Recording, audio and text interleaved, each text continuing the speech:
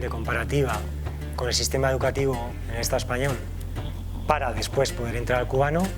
Hemos hecho la caracterización un poco de ambos, hemos profundizado lógicamente más en la educación en Cuba, no solo en la educación, sino en otros parámetros, pero fundamentalmente en ella.